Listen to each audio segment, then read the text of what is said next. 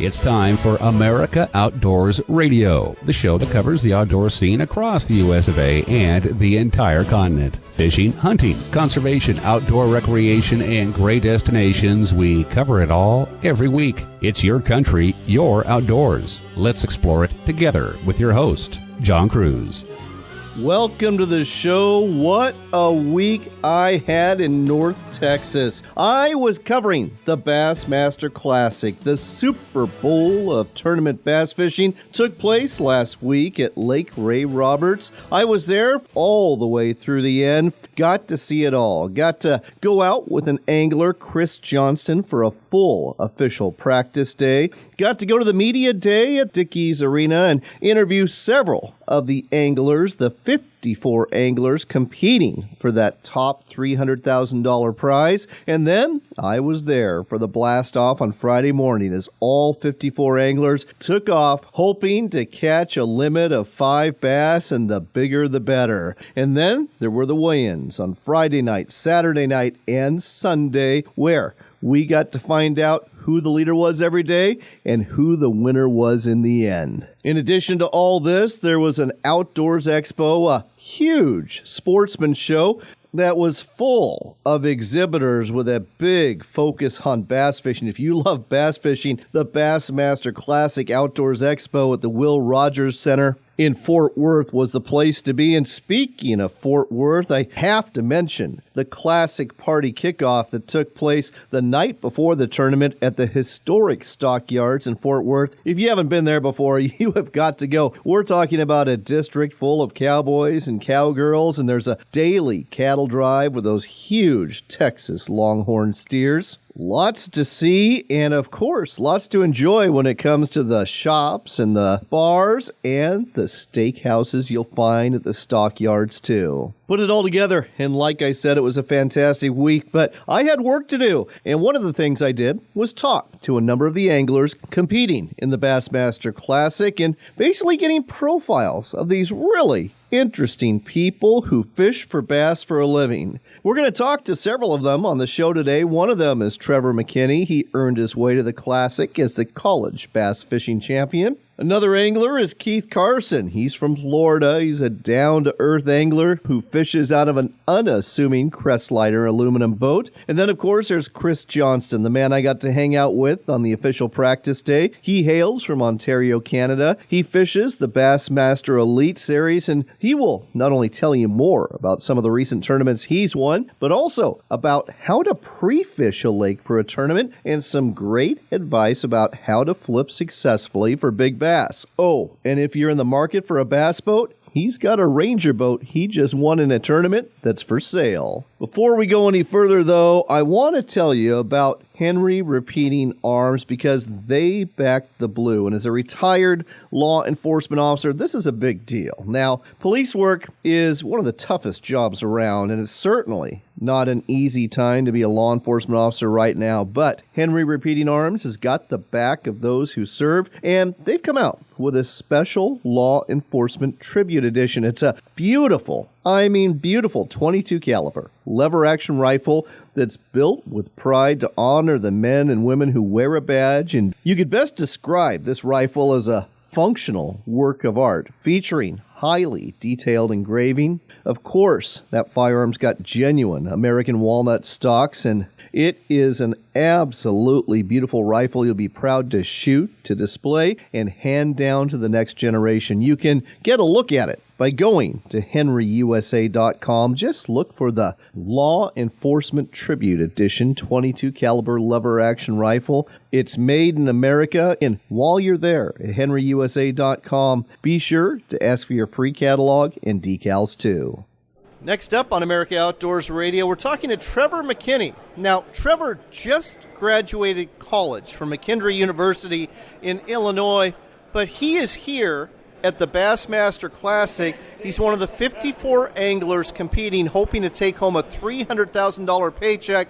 Trevor, congratulations. Welcome to the show. Thank you, buddy. Thanks for having me on. So there's only one person when it comes to college bass fishing that gets to get here. Let's talk about your journey to get here. But before we do, let's talk about college bass fishing in general. This was not a thing when I grew up. How did you get into it? High school and college fishing has grown exponentially over the last 6 or 8 years, really, and it's still growing more and more every year. I mean, you look at a college tournament now, it might have 250 boats in it, whereas 5 years ago it might have had 30 boats in it. I mean, it's really amazing what these colleges and high schools are doing for us young anglers, and they're giving us the opportunity to do just what I'm doing now, fish at a professional level. Well, let's talk a little bit about how serious this is becoming.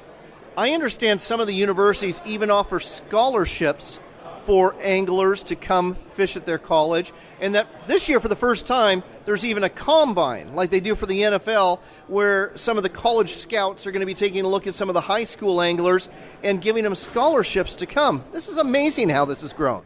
Yeah, I went to McHenry University in Illinois, and just like you said, they give scholarships for us fishermen. We've got about 30 guys in our team, and I was fortunate enough to go there 4 years on a fishing scholarship. Well, hold on, I got to ask. How do you even apply for a fishing scholarship?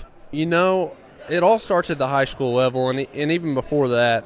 My dad took me to high school tournaments when I was in high school for 4 years, and had a lot of success at the high school level. We fished all over the country, fished literally every tournament you can imagine, and like I said, we had a lot of success. And if you want to fish in college, try to find you a boat captain and spend a lot of time on the water.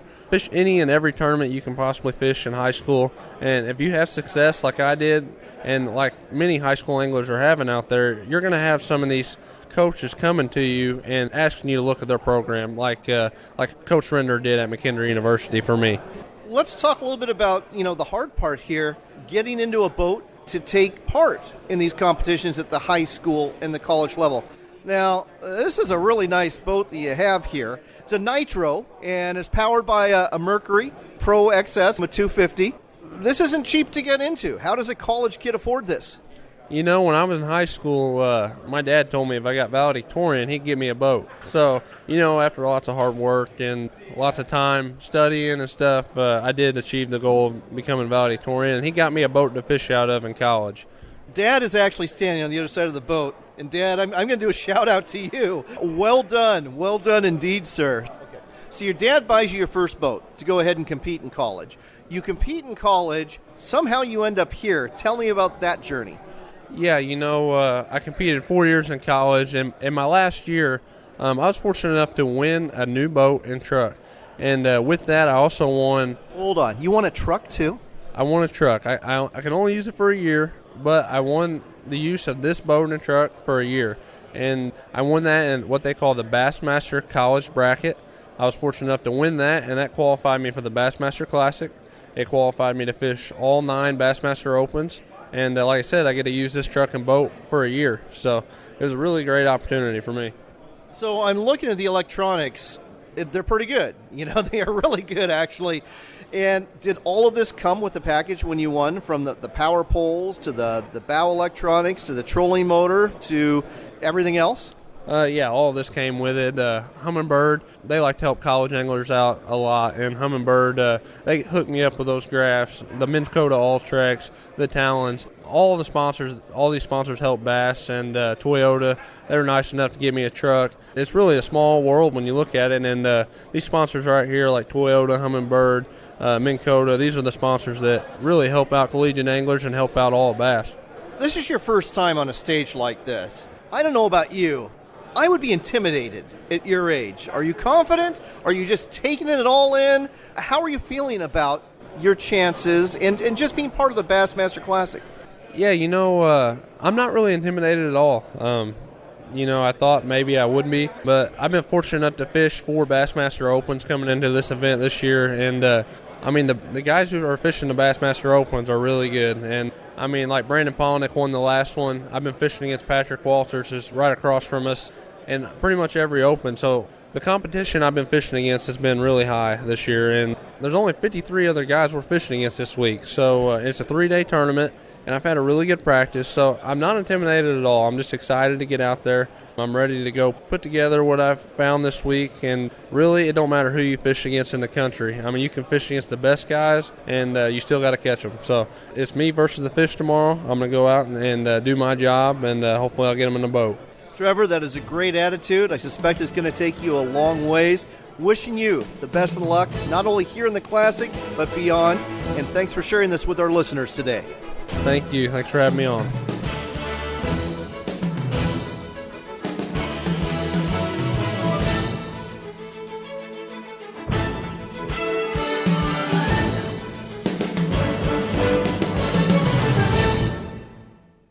Ready to step up to a quality-built rifle or shotgun that's a true classic? Check out Henry Repeating Arms, American-made. There's over 200 models to choose from in a variety of finishes and calibers for hunters and target shooters. Many of these are lever-action models with a look right out of the Old West. Don't be deceived, though. Henry Repeating Arms are modern, rugged, accurate, reliable, and have a lifetime guarantee. Find out more and order a free catalog today at henryusa.com. That's henryusa.com. Why book at Sportsman's Cove Lodge? Why is Alaska like no other place on Earth? It hasn't changed in thousands of years. From the way you get here on a float plane to the way you go out with the guides and the boats, it's just a professional experience. And I said, this is as good as it gets. I said, if you can't catch fish here, you can't catch fish anywhere. Your experience with us will leave you speechless. Book now at alaskasbestlodge.com. Backcountry Hunters and Anglers is the voice for your public lands, waters, and wildlife. From the Canadian Yukon to the Florida Everglades, we're stepping up to conserve North America's public lands, defend our hunting and fishing traditions, and expand public access to the outdoors. Our outdoor heritage depends on sportsmen and women like you speaking up for the natural resources that sustain our way of life. Find out how you can get involved at backcountryhunters.org and become a BHA member today.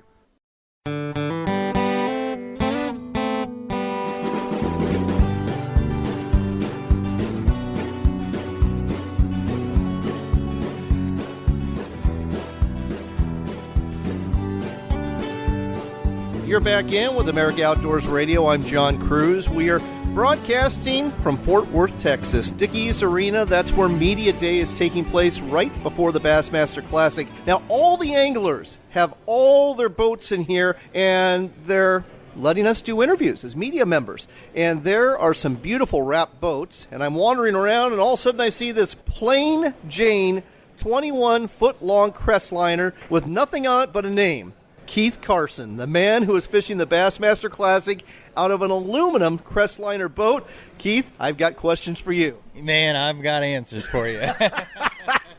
So Florida is home for you. We're going to start off with, why do you have a bare boat? Why isn't it wrapped like everybody else? Well, I just got this boat a few weeks ago, brand new crestliner, MX21. Just didn't have a chance to wrap it. Now we're late into the year. I'm going to fish naked the rest of the year, not physically. The boat's going to be Thank naked. God, Yeah. thank God. But you know what? Hopefully I'll get in a wrap boat next year, have some sponsor backing. And Well, I have no doubt you will. And I want to talk a little bit about the fact you fish out of an aluminum boat. That is very rare at this level. But you have a very good friend from your same hometown named John Cox, who is a very famous bass fisherman, also fishes out of an aluminum boat. Tin boats, as they're called. Yes. Why do you two love aluminum boats? Well, it started off as, we were two kids that grew up in DeBary, Florida, hardworking families, by no means came from money at all. Started fishing out of 12-foot boats, 14-foot boats, graduated a 16, 17, 18, so now we're in a 21-foot boat. We choose the aluminum because, for one, it's comfortable, where we're comfortable, it's how we grew up fishing, but two, you can use these boats with great utility. They draft in very little water. So, like, for example, a lake like Ray Roberts here, where you have a lot of laydowns, we got a lot of standing timber, there's a lot of wood in the way.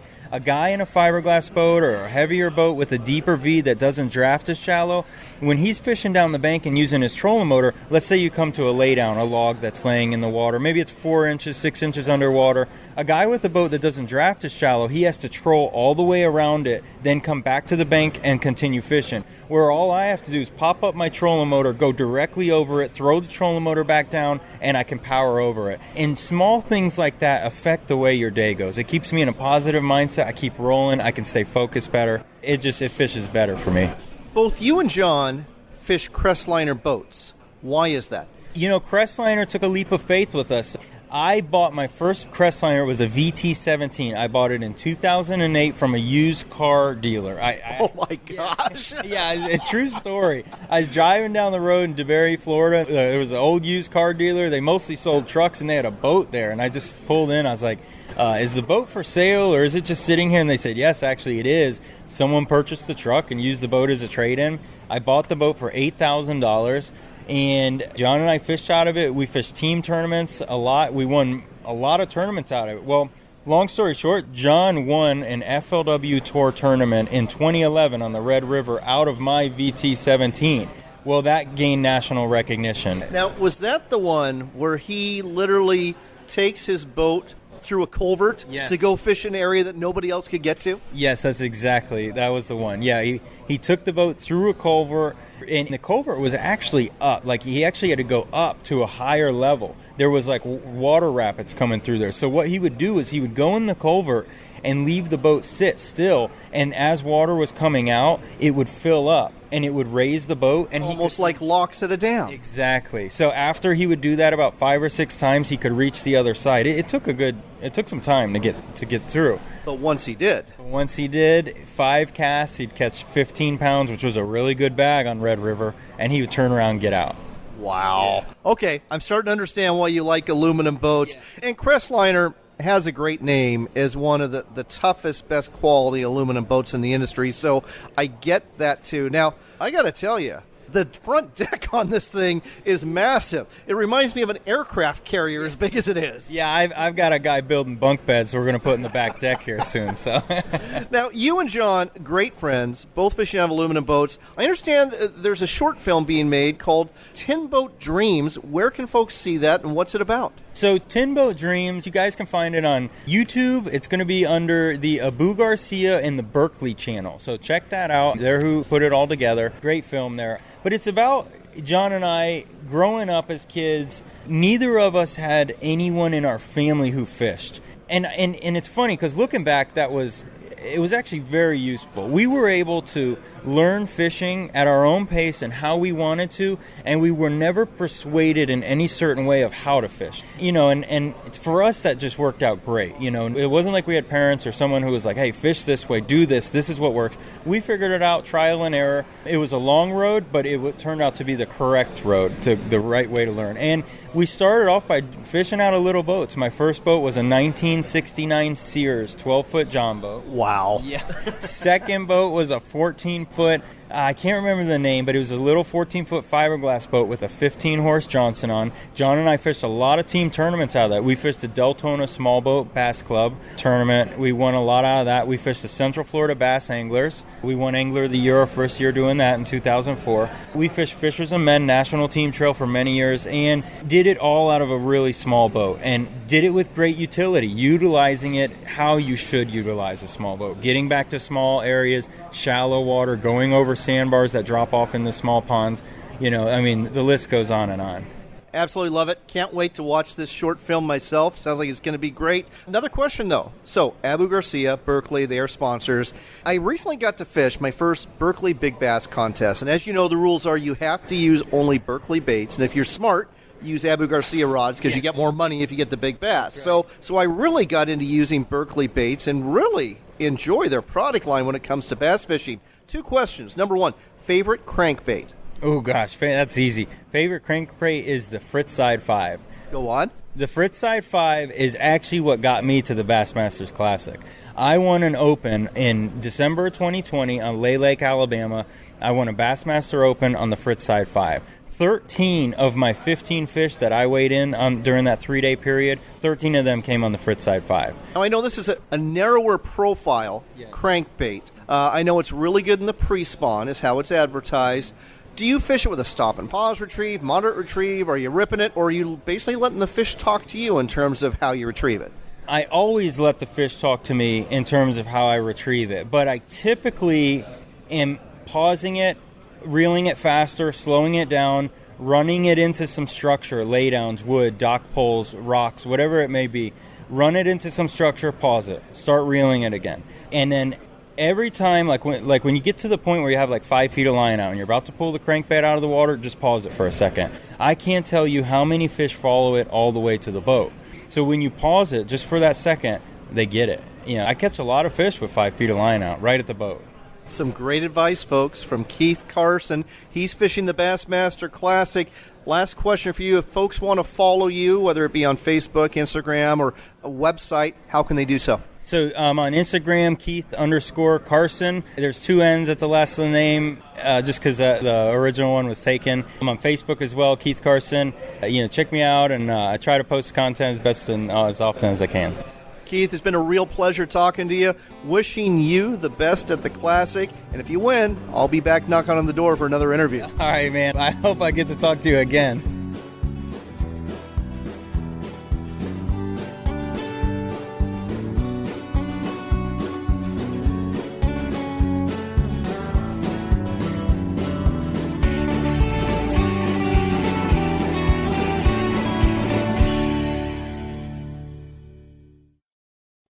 The Dalles in Oregon is your base camp for fishing fun. Reel in big salmon, tangle with steelhead, bass, and walleye, or wrestle a monster sturgeon to the boat. After the day is done, you'll find a variety of lodging options around town. Need to resupply? We've got you covered with sporting goods stores plus great dining, breweries, wineries, and can't-miss attractions like the Gorge Discovery Center. Plan your fishing getaway today at ExploreTheDalles.com. That's ExploreTheDalles.com. Why book at Sportsman's Cove Lodge? Why is Alaska like no other place on Earth? It hasn't changed in thousands of years. From the way you get here on a float plane to the way you go out with the guides and the boats, it's just a professional experience. And I said, this is as good as it gets. I said, if you can't catch fish here, you can't catch fish anywhere. Your experience with us will leave you speechless. Book now at alaskasbestlodge.com.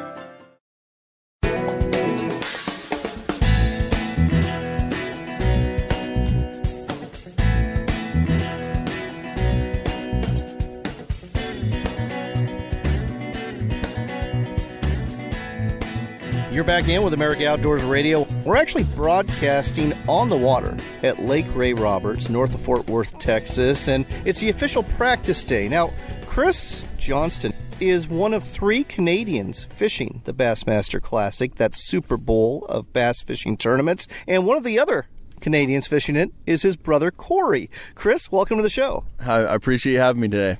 I appreciate you having me on board your boat. I'll tell you what, I've learned more in the last few hours about flipping jigs than I have learned in 20 years of bass fishing. But I want to talk to you about your road to the Bassmaster Classic because, most bass anglers that are here, they're from the South. They're from waters that are very well known for bass fishing. You're from Ontario, Canada, but I understand you started tournament fishing at 11 years of age. Yeah, that's when I got my first tournament under my belt. I actually ended up fishing with my father. I remember it very well, Crow Lake. We caught every fish on a pot bar and I ended up winning the tournament. So he couldn't get me out of the boat after that, and it was always a battle who gets to fish the tournament with my dad. So it started early. I love it. And I love the fact that both you and your brother have made it to the Bassmaster Classic this year.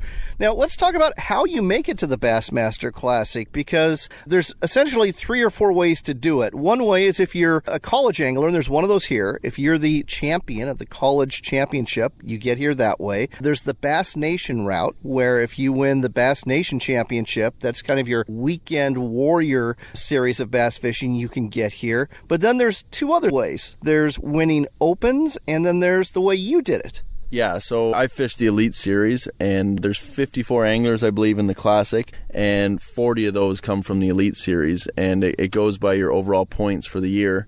So we're fishing the 21 Classic right now, but you qualified for it last year. So we fished 9 tournaments throughout the season on the Elite Series, and wherever you end up in points, top 40 get to go to the Classic, which at the start of the year, that's everyone's goal. You want to make the Bassmaster Classic, which they refer to as the Super Bowl of bass fishing.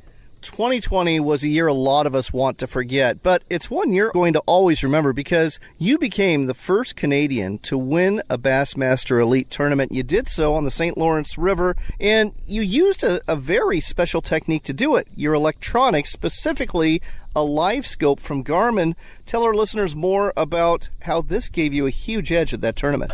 Well, I love my Garmin live scope. I use it on a bunch of different lakes, but that Thousand Islands tournament is as close to home as the Elite Series will ever come to me. And I have a lot of history on that lake, and I've came very close on some big tournaments and usually blew it on the last day. And this is the first time I was really able to use Garmin live scope out there, and anywhere from 20 to 50 feet. And I was seeing the fish out in front of the boat before the boat went over them. Even though it's 30 feet deep, their fish are getting smarter and well educated out there, and they won't bite when the boat's on top of them. So I'm seeing them 50 feet in front of the boat, casting my bait out to the fish, watching my bait go down to bottom and land right on the fish, and you can get them almost every cast when you're doing that. It is amazing to me how far technology has come in the bass fishing field. And folks, I expect this to get even more crazy as we progress in the years ahead. It's just getting better and better on the electronic side. Now, in addition to all these tournaments, you fish close to home tournaments. As a matter of fact, just a few weeks ago, you won a tournament at Sturgeon Bay, Wisconsin. I'm guessing you were not fishing for sturgeon there. No, Sturgeon Bay, Wisconsin is the Sturgeon Bay Open, it's called, the tournament. And my brother and I went down probably 8 years ago now, and it's a team tournament, and it's one of our favorite places to go. It's one of the best smallmouth fisheries early season I think there is. And you're catching anywhere from 50 to 60 bass a day, 3 to 7 pounds, and this year we actually caught one over 7 during the tournament. But we have a blast. We went there this year, and we ended up getting the win, and it was kind of funny because I was on the fence about going to this tournament. Corey's like, no, we're going. We were in Alabama, and we fished an Elite Series event in Alabama. That night we loaded up everything in one truck. We took one truck and boat, drove straight to Sturgeon Bay, which was like 16 hours. And then we fished the tournament, won, and we had to drive straight back to Guntersville in Alabama. So in 5 or 6 days, that was a lot. But that it was worth it. Was a lot indeed. But I'll tell you what, it was worth it. You won $5,000 for first place, another $7,000 because you were fishing out of a Ranger boat. And oh, by the way, you also won a Ranger boat with a 150 horsepower Merc motor that's valued at $36,000. It's a Ranger RT198, isn't it? Yeah, that's correct, and it's still in Sturgeon Bay, and we're going to sell that boat, so it's not sold yet, so if anyone's interested and they want to reach out, they're more than welcome. I know those boats, they're in short supply, so someone's going to jump all over it. These are really premium aluminum boats from Ranger, folks. I'll be honest, I've been looking at buying a bass boat. I've been looking at the RT series. They are solid boats. I'm going to ask if you're going to offer our listeners the same deal that you offered me. I could definitely be tampered with. Someone's just got to pick it up, but the price is negotiable, that's for sure. All right. If you're interested in that, folks, you'll want to go to Chris Johnston Fishing. That's his Facebook page. He's also on Instagram at Chris Johnston Fishing. You can reach out to him there. One other thing we should talk about, and one of the reasons you're getting rid of that Ranger boat is because you're already fishing on a beautiful fiberglass Ranger boat. Tell us about this model and some of the things you love about it. It's the Ranger 520L, and I've been in a Ranger pretty well my whole life. My dad got me into fishing, and we were fishing at a Ranger, and they're still probably the best built boat in the industry. They don't cut any corners on these boats. They're a little heavier, but that's what makes them so durable. You're still getting 70 miles an hour, 71 out of this with the Merc Pro XS 250, and run lithium batteries now. They're a little lighter. It's amazing the way technology is. I got 2 batteries in my boat, which I used to have 5. So the weight is unbelievable, but this is the most comfortable boat to fish out of on the market, hands down. The stability is like side to side. If someone steps on one side of the boat, you can't feel it. And when you're fishing in a chop or anything, it's just so stable. And that's my favorite reason to own a Ranger. And it rides great even at high speeds on the chop too, folks. And as for the front deck, as you said earlier, you could dance a tango on this. I mean, it's just that wide, folks. At any rate, if you're interested in finding out more about Ranger, go to their website, rangerboats.com. Garmin, of course, has got some great electronics. And again, you've got to follow Chris Johnston. Just go to his Facebook page, Chris Johnston Fishing, or his Instagram page, Chris Johnston Fishing as well. Chris, you've had a good practice day. I am rooting for you. I hope that you pull out the win this week at the Bassmaster Classic. I appreciate it. It's the first radio interview I've done in my boat during practice. So it's lunchtime? We've got 2 more hours of fishing, so hopefully we can find one more spot, and then we're ready to go fishing for the Classic. It starts Friday. Well, we are, but I've got a favor to ask. Would you stick around for one more segment? Because I want to share some of the things you taught me today about flipping into the brush. Yeah, we could do that. We got a little time. Hey, we've got one more thing we want to tell you about here from the Outdoors Expo at the Bassmaster Classic in Fort Worth. Something really big is happening June 25th through the 27th at the Texas Motor Speedway just outside of town. It is a big expo from Ducks Unlimited. With us here to tell you more about it is Hoyt Ute. Hoyt, welcome to the show. Thank you. Appreciate it. So when I heard there was an expo, I've been to a bunch of Ducks Unlimited banquets before. This ain't like that at all, is it? This is nothing like that. This happens to be an expo that is for all outdoor lovers. It is going to have villages such as shooting, archery, bicycles, ATV, UTV, fishing, boating. We're going to have dog villages. It's for all outdoor enthusiasts. How many folks do you expect will be here? We're hoping for about 60,000 attendants. Wow. So we're not just talking from the Fort Worth area. We're talking Oklahoma. We're talking northern Texas. We're talking all sorts of folks who love conservation, who are into ducks, who are into duck hunting. They're all going to be here, aren't they? That is correct. We've advertised in all those areas. Now, obviously, you couldn't do this last year. So are you thinking there's going to be a bigger number this year because of the pent-up demand? We're hoping so. We think this is the perfect time for it, as we are all pent up and tired of being inside. We are indeed. And folks, we are all ready to go duck hunting this fall too. So Ducks Unlimited, great organization. You can find out more about the organization itself at ducks.org. But what about this expo, June 25th through the 27th at the Texas Motor Speedway? How do folks find out more about that? That's even easier. If you will just go to duckexpo.com, it will tell you everything you need to know.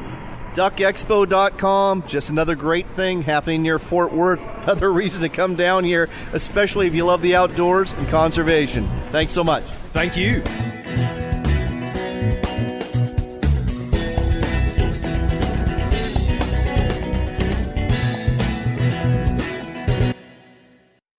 We love our children. We protect them. We guide them. We prepare them for life in the world. With all that we do, from deep in our hearts, we cannot control all things. Life-threatening illnesses and disabilities affect far too many of our children each year. While we cannot change the circumstance, we can make dreams come true. Dreams to provide hope, to provide spiritual healing and strength, to provide moments of happiness and relief in the hardest of times. We can give a glimmer of light and hope in a time of darkness and despair. Join huntofalifetime.org to help make dreams come true, to provide hope for children with life-threatening illnesses and disabilities. Hunt of a Lifetime is a non-profit organization fulfilling dreams for hunting and fishing trips to youth 21 and under with life-threatening illnesses and disabilities. Visit huntofalifetime.org to learn how you can make a difference. Hunting and fishing are exercises in hope. Before you head into the woods, you hope to tag out on a deer you'll have to field dress. Before you make that first cast, you hope for a big fish to clean and fillet. When your hopes are realized, you'll need a sharp knife. Whether you sharpen that blade on a power sharpener in the shop or a manual sharpener in the field, WorkSharp has the tool for you. Look for WorkSharp products in sporting goods stores near you or online at WorkSharpTools.com. Campers, adventure seekers, hunters, and foodies. No matter the lifestyle, we can all agree on one thing. Great food and great people are worth remembering. At Camp Chef, we don't just make grills. We create each product knowing that a warm meal is always better when it's shared with those we love. Learn more about Camp Chef grills, smokers, and portable cooking equipment at campchef.com. That's campchef.com for a better way to cook outdoors. Hey, how'd the meeting go with Tommy's school counselor today? Well, not exactly as planned. I think we need help. Help? Why do we need help? Well, I asked her about paying for college, and she said that's not something they do. Maybe it is time to get some help. Even if Tommy just goes to state college, it's going to cost at least $25,000 a year. We'll have to rate our retirement, pay for Tommy's tuition. There's got to be a better way. There is a better way. A way where you can pay less for college, or even receive college tuition free. regardless of your income or your students' grades. A way for you to keep your hard-earned income and savings for your future and spend less on college, while virtually eliminating the need for student loans. Get the facts about college admissions and tuition by going to tuitionprograms.org. That's tuitionprograms.org. tuitionprograms.org. Get the facts about college admissions and tuition by going to tuitionprograms.org.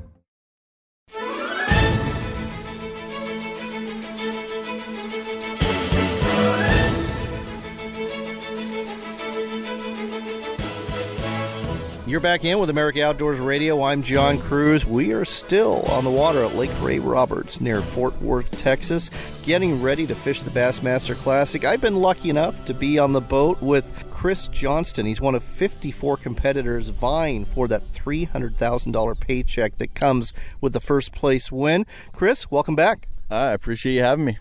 So, Chris, you have schooled me today in a lot of ways about fishing for bass. Now, you have determined that the bass are in shallow here at the lake, that the water level's really high at Lake Ray Roberts. There's a lot of flooded brush, and you've been hitting the flooded brush, but what you've taught me is that not all flooded brush and grass is equal. You're hitting the really bright green stuff and ignoring some of the dead trees, the grasses, and some of the other brush out here. Why is that?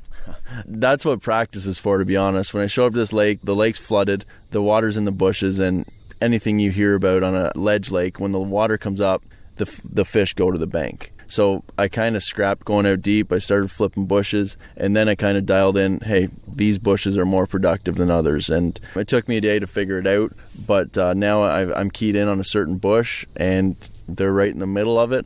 And it's going to be fun, but it's going to be very interesting if you get a 6 or 7 pounder in the middle of that bush getting them out, that's for sure. Well, and I want to talk about how you flip versus how I flip and how a lot of other weekend warriors flip. So my whole life as a bass fisherman, I'm looking at these places where you're going to flip a jig or flip a tube or whatever you're going to flip in there, and I'm looking for the gaps. I'm looking to get deep into those gaps, and you're telling me I'm doing it all wrong, that I'm only going to get about 10% of the fish that way. You're going right in the middle of the cover, and I'm thinking, well, that cover goes all the way down, and you're saying no. No, and that's a big misconception. The canopy looks thick and nasty, but guess what? Under that canopy, there's no leaves, and that's where the shade is, and that's where the bass are fishing. And when I say you're getting 10% of the bites, is if you just flip to the edge or cast a bait on the edge, you might get the odd one. But if you throw in the middle of that stuff, that's where they live, and you got to go in to get them. And it's a little scary at times because you get a bite in there, and you don't know if you're going to get them out, but hey, you never would have got a crack at them if you didn't throw in there. The other thing that I've learned from you today is, we're pre-fishing this tournament, and we've covered a lot of ground, and you are finding places that you call high percentage places. So in the past, when I pre-fished tournaments, I'll find an area, and I'll fish the area, and I'll get a few bites, and it's like, we're coming back to this area tomorrow, and I'll fish the whole area. But you break it down much more precise than that, don't you? Yeah, so what we're doing today is exactly what you said, high percentage, and that is, let's say you got a 1 mile stretch of flooded bushes. Well, in that stretch, if I get one section that's 100 yards long and get 2 or 3 bites, there's usually a reason for it, whether it's different brush, a point, something different. So what I want to do is find those high percentage areas and not have to fish the mile to get the 3 or 4 bites. Yeah, I might get one if I fish the whole mile, one more bite, but I can't waste time. So I'm just going to fish that 100-yard stretch, and then hopefully I got about 40 of those to fish throughout the tournament. So when I'm fishing, I should always be around fish. And this tournament, I think it's going to be a numbers game. So you got to go through as many fish as you can, and eventually you're going to get one of those Ray Roberts giants. So I just got to hope to get a couple big bites in the tournament. I know I'm going to get some 1, 2, 3 pounders, but you need 2 of those kickers, I think, to compete. And there's something else about pre-fishing that you're doing here. You've hooked, actually, I'm not even going to say hooked. You've gotten a lot of bites from fish today in these high percentage areas. When we started off, you went an hour and a half without a single strike. But then, like you said, you started finding these areas. You started marking them so you can go back to them. But when I say you're getting bit, but you're not hooking them, you don't even have a hook on the end of your line. Why is that? Well, I don't want to win practice, let's say that. And that's a big joke because someone shows up and say, I caught a 5, a 7 in practice. Well, you're not going to catch those in the tournament. So these fish live in these bushes. So I don't have a hook on. We've got maybe 15 bites today, and a couple of them felt decent. Some of them were small, but I don't want to risk hooking 1 6-pounder today that I might catch Friday during the tournament. So you want all the odds in your favor, and I really don't need to hook them today. I know some of them are going to be decent. So I just, like I said, it's going to be a numbers game, and I need every one of those fish in the tournament, so I don't want to catch them today. And for those people who are wondering, when you actually hook a fish, how long does it take for that fish to actually want to bite again? And does it change their behavior? Does it make them move? I think it does, and not always. I would say 2 to 3 days. That fish might bite a lure again, but it might not bite the same lure. And after you hook it in the brush, it might move 100 yards. It might go suspend on timber. It's not going to stay in that spot. And some will, don't get me wrong, but the majority are going to leave or do something different because they just got a hook in their face. So we're not trying to do that in practice. We're going to have the fun Friday when I put a hook back on that bait. And I guess we're going to end with this. What is your go-to bait going to be? I'm guessing it's going to be a variation of what you're using today. Yeah, so right now I'm flipping a 3/8 ounce tungsten weight with it's a creature bait. I'm using a Strike King Rage Bug right now.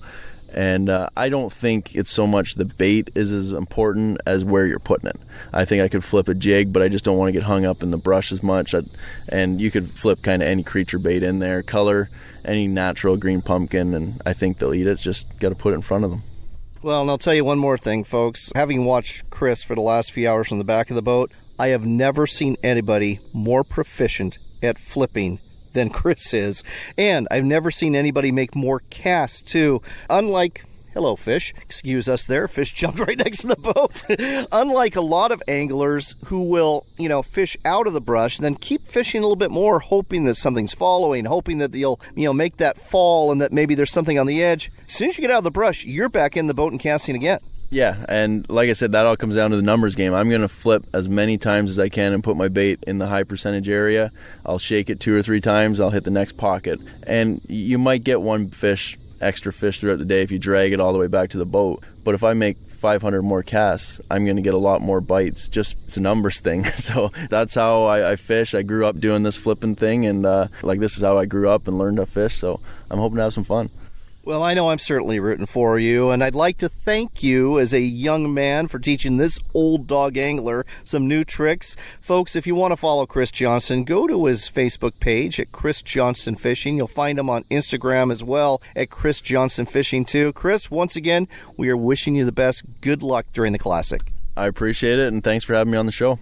Now, Chris, as a tournament angler, he releases all of the bass he catches. But bass aren't bad eating, especially smallmouth bass. They're actually quite tasty. And if you haven't had smallmouth bass before, you ought to try some. But if you're going to eat some, you're going to have to fillet them. And if you're going to fillet them, you're going to have a sharp fillet knife. And that's where WorkSharp comes in. They're the ones that make those knife sharpeners and tool sharpeners that you find in stores all over North America. Department stores, hardware stores, farm and ranch stores, sporting goods stores. And if you can't find them there, you can always find their manual and electric sharpeners online anytime at worksharptools.com. We've interviewed several Bass Pros today, and you're probably wondering how they did in the Classic. The Classic is done and over with at this point. It ended last Sunday, and I can tell you Chris Johnston, he had a great Classic. He ended up in 8th place. His brother Corey came in at 11th place out of 54 anglers, and Chris, he took home a $21,000 paycheck. As for Trevor McKinney, that college bass champion, he was not intimidated by the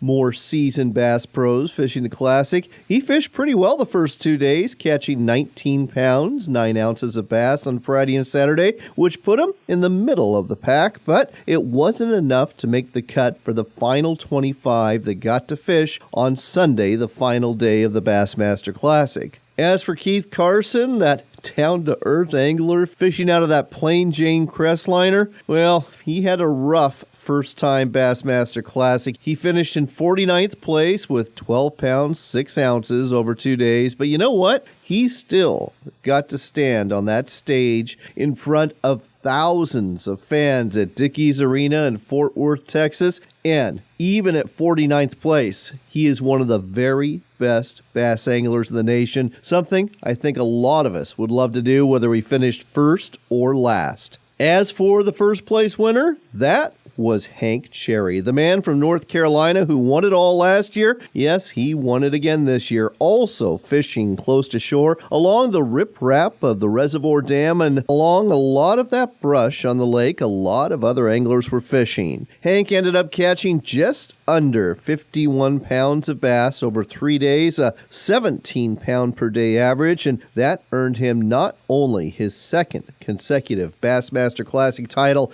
but also a first place paycheck of $300,000. Now, if you want to find out more about the Bassmaster Classic, go to their website at bassmaster.com. And should the Bassmaster Classic be coming to a venue anywhere close to you, I'd really recommend attending. It is an incredible experience. Can't recommend it enough. We've got to go, but don't worry, we'll have more audio for you next week from the Bassmaster Classic. Until next time, here's hoping you are blessed and that you'll be able to spend some time on the water or in the woods this week. After all, it is your country and your outdoors, so get out there and enjoy it.